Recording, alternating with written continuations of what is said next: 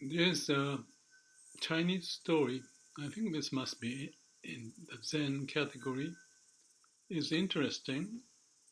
The story goes like this: that there was a guy somewhere, and in the stormy weather or something, nice, beautiful lady came and asking if she could stay, and this man was elated. Of course, yes. And she said, "By the way, I have my sister who wants to come with me, and that'll be okay." And he said, "Okay."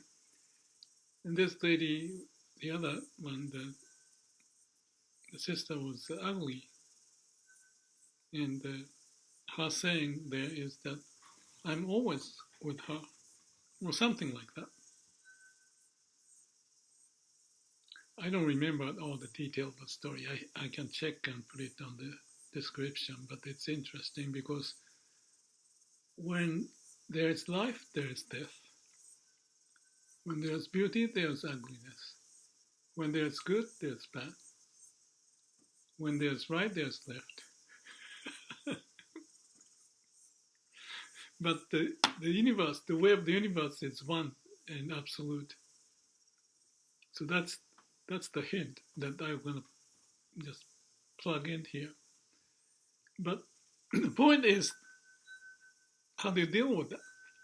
And let's say you're living with these two ladies in a stormy night and for a few days, whatever. I don't know. I haven't had that experience. It could be awkward, it may be nothing. But the Zen will put you to such a situation so that anything we do, there's always good and bad, possibility and impossibility, right and wrong. So how do you live? That's a good koan. And if you can solve that koan, you may fear death, or you may not want to do this, or you may not want to listen to this long phone call, the music running because the person is gone and I was told to be waiting. What do? It happens, right? At the airplane, something goes wrong, or machine breaks down. I remember a case, I flew all over the place, but at one point, before anything happened, I saw the smoke coming out of the engine. Nobody was saying anything. So there's something wrong, I thought. So I talked to the stewardess, what's going on? And after a while, they made an announcement that the plane's navigating system is not functioning. So I think I may be going to Hawaii at the time, or maybe, I don't know, New Zealand. So we have to go back and land. Interesting. And they didn't tell us until later. Well, that's beside the point. When you expect something, it may happen, it may not happen. So there's a saying, expect the unexpected. That's the sign I found in New Zealand driving the car at the roadside. I like that. It's very Zen. When you seek for it, you cannot find it. It's one of the Zen saying from Vimalakirti sutra, one of the sutra. There's another one. People suffer, therefore I suffer. And I like that. And that causes me suffering too. There's since I'm talking about all this thought popping up, another one that popped up, which is Joshu, a Zen monk. He was one of the very established master. And someone said something about the hell. What was the story? You are not going to hell, and you'll be happy or something. Maybe that's the different way the questioner said. But he said, no, I'm the first one to go to hell. You know why? Because I need to help people in the hell. That's the Bodhisattva's way of not God saying, but Joshu Zen Monk was saying. But the Namuamidabutsu, the Shin Buddhism is kind of like a replica, similar to that. And the Amida Buddha's case is that he made a vow that he won't be enlightened unless all the people in the world is awakened or enlightened. And with that vow, the story goes, he was enlightened, and therefore the people who have faith in Amida's vow say Namuamidabutsu. Namu, I let go of myself, throw myself for Amida Buddha to take over.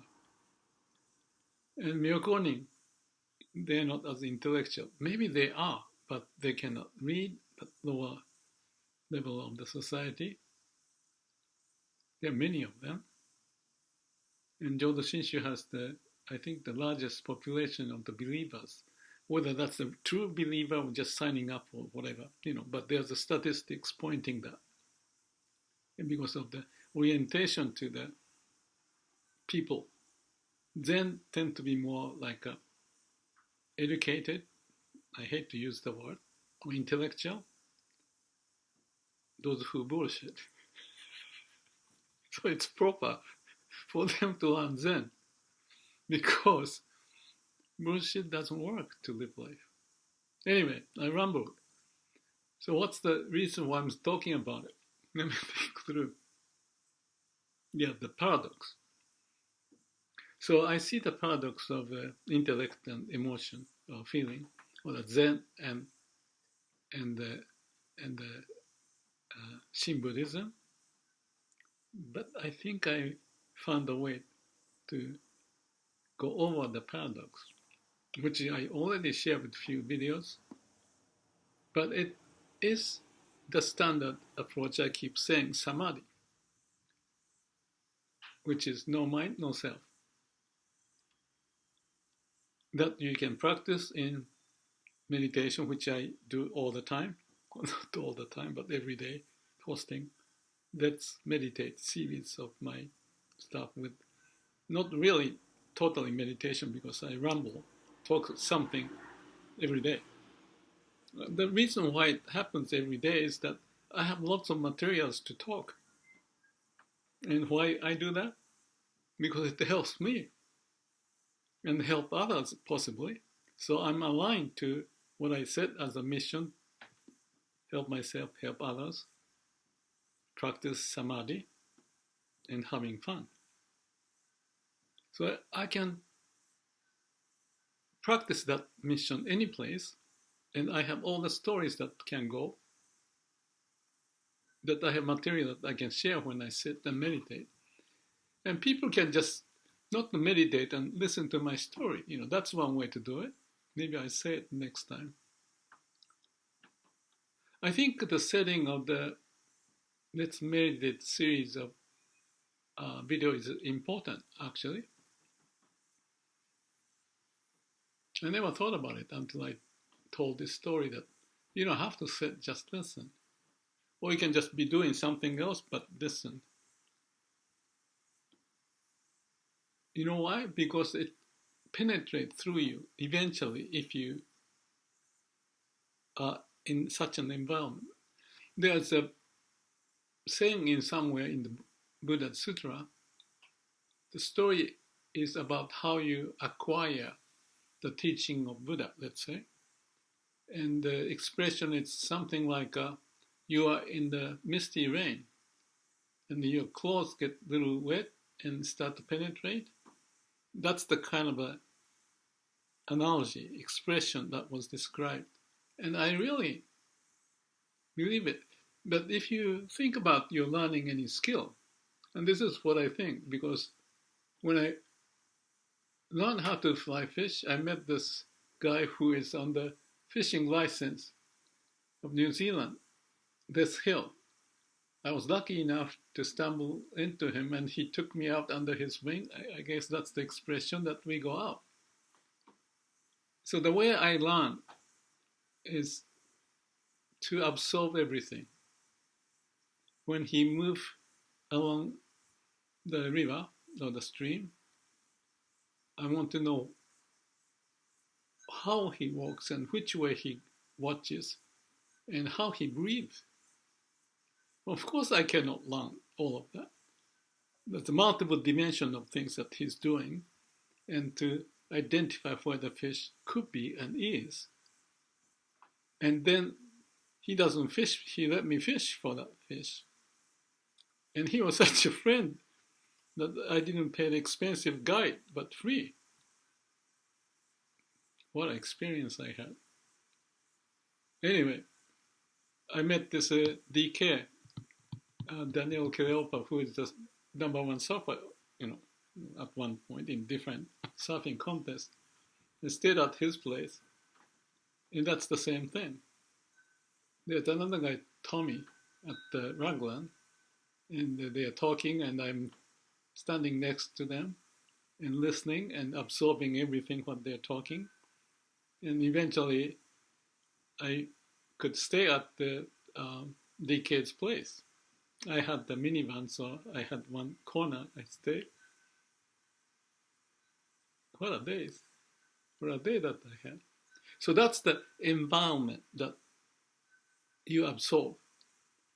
And I'm a random guy, but there's a principle I hope people may find it interesting, of being kind of funny and inquisitive and, deal with the situation with specific examples and practicing that principle and trying to communicate what can be done. It's not going to be easy, because if you use this linear logic that the top management said, because of this you do it, but there's lots of multiple dimensions of things that is happening to come up with a strategy and how to process it, and therefore just telling, do as I say, it's usually not going to work, because if the people just listen to it, don't have any suggestion, creativity to bring out and share with the top management and all of that, and customers suffering and the top management doesn't know, or the shop floor is dirty but the top management doesn't know, it's dangerous. All the detail counts. And if their brain and utilizing their talent is possible, why not? And that applies to the same thing in a construct as an individual, because there's a bullshit dictator up here, possibly, and believe in the view of how the world should function and what needs to be done. But the heart is left over, just like the case of the company and not listening to the people inside. I call it the me and the mini-me and the mini-mini-me, the hierarchy, neural network there in us. And that's the point of the becoming, be conscious about unconscious, which is down below. That's paradox. So that's the paradox of use the brain, but at the same time listen to your heart and live with the mission. And that's the book Results from the Heart, I said, and didn't sell well. But I convinced Dalai Lama to write the foreword, and Stephen, what's the name? There are a bunch of people, CEOs from here and Boston Consulting, and things like that.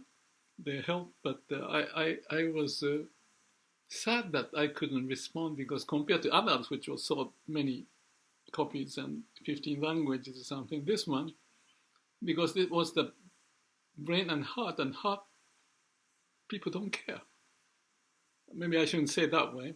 I took it in such a way that I didn't do a good job, but there's an environment, something you feel right, but it may not work. So it's one of the learning lessons. So that was 2002 when the book was published. And after that, I tried 3 times and I gave up. It's not going to work, because people are not going to read it, and the way that can be explained cannot be understood. There's a paradoxical issue, and that's why I'm doing the YouTube. And I'm not succeeding well in the human term, the usual term. But guess what? Someone picked up a guy named a plastic plant. And now, when I used to have 5 or 10 views or 0 views of my video, which I did years and years, shot up, it's going down, as may be expected. It's like a firework.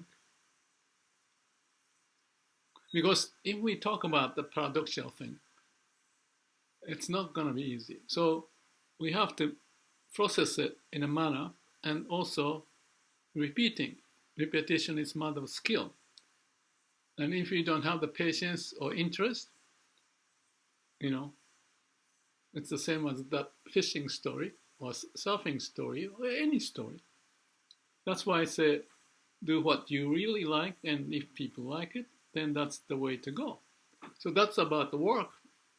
Originally, I said to my son when he was 17, because I couldn't communicate with him, because he's got his idea, and this is my last recommendation, and that's what I told him. Do what you really like from your heart, and and help the society. If you can find that, then you have a winning strategy. Or even if you are not successful in business, I bet you have a good life or great life than consuming energy and making money but stressed and don't know what's going on. It's easy to say, difficult to do, because you are bound in certain situation, but that's the paradox. So given the situation that you cannot get out, how do you get out? That's the story I mentioned about the bird in the cage, and the door is open, but we don't venture to go out. It's dangerous. So I said, give this story and the paradox of Zen and Shin Buddhism, or Zen Monk and Namuamidabutsu. I like Namuamidabutsu, not the hierarchical guy, but the basic guy. So there's a gap in the way, but if you look at this way, this is the way I thought. The one who does Zen would have a distribution like a normal distribution. This is my brain talking, and only this much can get it. The one who would do Namuamidabutsu like Shin Buddhism, there's a distribution who may really get it, but not getting it. There's always few who are mastering. So this distribution and this distribution, but the major part is huge number of people. So what I thought is that understanding this and that, Zen and Namuamidabutsu, and share it and massage it, and that's what I'm working on. And also the large audience is there, and the need in the society, it requires those average, most majority of people, not the 3 sigma, 2 sigma, 3% or whatever the percentage at the edge, because it's not going to work. But these guys in the middle has all sorts of I call crossfire syndrome, talking about the relationship, business, and the money, So, and the direction of the life may be changing all the time. But that's really is when we need the principle or way. So I'm asking or sharing idea that, okay, I'm talking about the extreme case, but I'm the example, I'm not this one or this one, but I'm kind of like understanding or feeling and practicing and feeling that Samadhi is the center, which people use it without them knowing it. Maybe the shallow, but you can deepen it, and then you have more, way to go beyond the boundary, even the paradoxical boundary of connecting the heart and the brain. So, serious and fun-loving, contradictory, but there's a way. There's a moment to use this tool, and there's a moment to use that tool. And if we can massage this in some way or the other, experimentally, not just brain only. If you just stuck with brain, that's what it is. It becomes very tight, and you develop the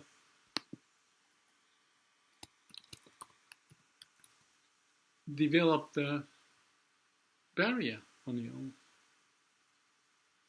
So open-minded, flexibility, not just square and rigid, but open, flexible. Not easy, but if you have a will, you have a way. So let's work on it.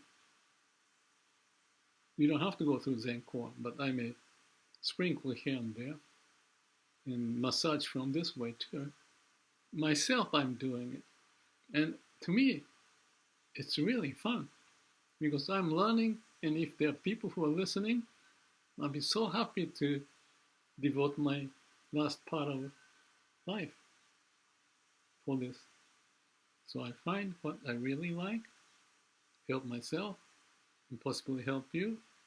And if it's difficult, fine. This is paradoxical. Let's take it. And I think we'll get there. If there's a, what's the word? If you can imagine it, you can make it. Walt Disney. I also like the Don Quixote too. Maybe I put some description. The song of the unreachable star. Something I like. Let's go for it. Thank you. I'm serious, but I'm fun loving.